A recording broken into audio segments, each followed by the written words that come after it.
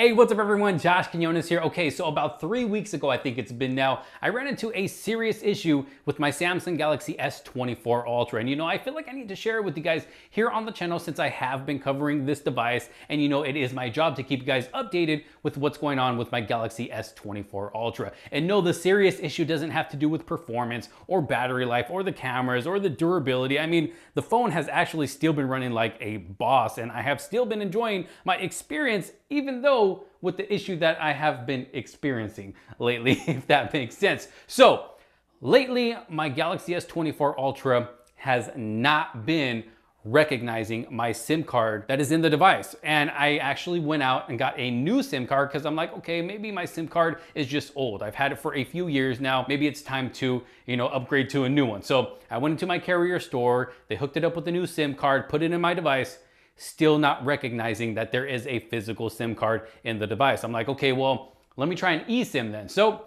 I tried an eSIM and it doesn't work unless I'm connected to a Wi-Fi network. So if I'm on Wi-Fi, it will recognize the eSIM and I am able to make calls and text messages. But when I'm not connected to a Wi-Fi network, I can't leave or anything because then I'm still unable to use my device when it comes to text messaging, phone calls, and using my data as well. So this issue that I have been experiencing with my S24 Ultra prevents me from being able to use this device to the fullest when I am away from home. And I don't know what the problem is. I called Samsung. I said, hey, this is what's going on with my Galaxy S24 Ultra. I've already had the SIM card replaced. What can I do to fix this issue? So they kind of went over everything with me on the phone. This is another reason I want to share this experience with you guys because this is my first time ever dealing with an issue like this to where I have to call, Samsung customer service or tech support and have them try to help me resolve the issue. So I kind of want to share my experience with Samsung customer service as well. And I'll tell you right now, it's actually been pretty great because, I've had stories of other people saying that their experience with Samsung customer service wasn't really the best. So when it comes to my experience with them, it's actually been pretty good and they have been very helpful. So they went over, all the steps that I have to do over the phone to try and, restart the network or reset it, go into, the SIM management and the settings and, try to mess with stuff on there. And then finally, we just ended up doing a full factory reset and it still did not fix my issue. So they said, okay, well, why don't you go to one of our, authorized repair shops to see if they are able to fix the issue. So I was able to take it in through warranty. And, I left the phone there for about 2 hours. I think maybe it took them about 3 hours. I think it was. They finally called me to go back in. I'm like, all right, I'm ready. Yes, finally, my phone's fixed. I can finally use it again.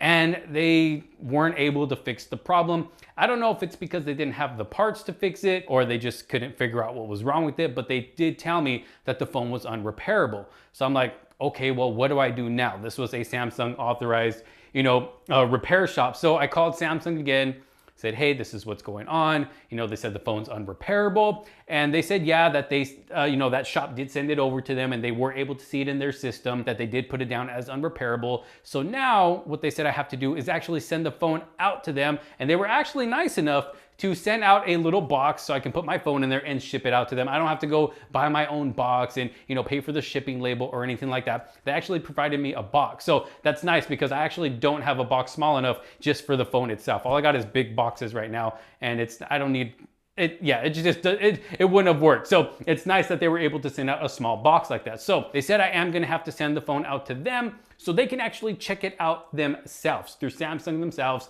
and actually, get into the phone and see what the actual problem is. And what they said is if they themselves as well cannot see this device as repairable, then through warranty, I will be able to get a replacement device or a full refund for the amount that I paid for this. Now, of course, I am just going to ask for a replacement because I absolutely love my Galaxy S24 Ultra, even with this issue, because, even when at home, I am still able to use it on Wi-Fi, or if I have a Wi-Fi network when I'm away from home somewhere, whether I'm on a plane or a hotel room or whatever, I'm still able to use my S24 Ultra like that, but it's just when I'm not connected to any type of network at all. It just sucks that it doesn't read a SIM card and I can't really use it to its fullest potential. And it's a bummer because I really love this device. So I'm really hoping that Samsung could fix the issue with my original Galaxy S24 Ultra rather than them sending me a replacement, because I'm sure the replacement is probably going to be a refurbished phone Hopefully it'll be a brand new one, but it's probably going to be a refurbished phone. I'm really not sure. But my overall experience with the customer service themselves and tech support, they've been very helpful, very informative, in giving me instructions with what I need to do. So my experience has not been bad at all with them. Like I said, it's just a bummer that I've been experiencing this issue. And it's not something that I don't think it's a widespread issue, because I did my research online to see what I can do myself, or if anybody else has experienced this same issue with their S24 Ultra or any other Samsung device.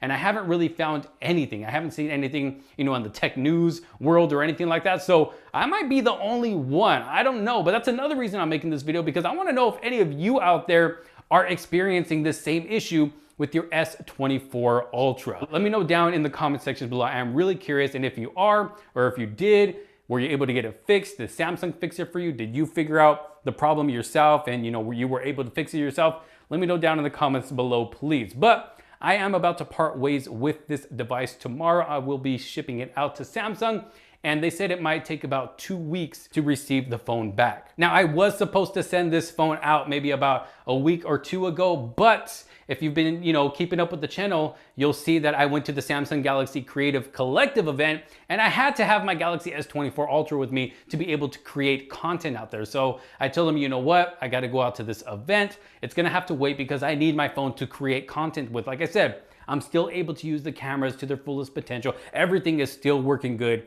It's just that it doesn't recognize my physical SIM card or eSIM either. So I had to take it out to that event, but now that I'm back, I can finally ship it out to them and have them repair it. Like I said, it's gonna take about 2 weeks, they said, before I will get my phone back. Maybe 3 weeks. It just really depends on what the problem is and if they have the parts right away, which they should. I mean, it's Samsung, but it should take anywhere from 2 to 3 weeks before I have my phone back. So if you're not seeing this device here on the channel for, quite a bit of time, that is why. That's another reason I wanted to update you guys, because I did have more plans to make more content with this device right here, but I'm not gonna have it for a few weeks. So I gotta keep you guys updated on that as well. That way you're not wondering like, hey, what happened to the S24 Ultra content? But thankfully I got my OnePlus 12 here, to keep me going. I've been enjoying my time with this device as well. So it's gonna keep me going until I get my Galaxy S24 Ultra back. And then once I do get it back, I'll make another update video just letting you know how the overall process went, how long it actually took to get it back, and if they were actually able to fix the issue or not, or if they just ended up sending me out a replacement device. You guys will definitely know here on the channel. I would definitely be keeping you guys updated. Like I said, I want to share my full experience with the Samsung customer service, and so far, like I said, it's been great. But again, if you're someone who's been experiencing this type of issue on your S24 Ultra or any other type of issue, let me know down in the comment sections below. Like I said, aside from that, I'm still loving this phone right here. I can't wait to get it back so I can start using it again. But if you're not experiencing any issues with your S24 Ultra, you want to learn more about it, you want to know more about it, I have more videos. I have a full playlist of all of my videos with the S24 Ultra right here. I always got a link down in the description below so you can check out that playlist and check out all the videos I have with the S24 Ultra. If you did like this video, make sure to give it a huge thumbs up. Don't forget to subscribe, hit that bell for notifications so you're not missing out on any other future videos to come. Thank you so much for watching. This is Josh Quinones. I will see you on the next one. Peace out.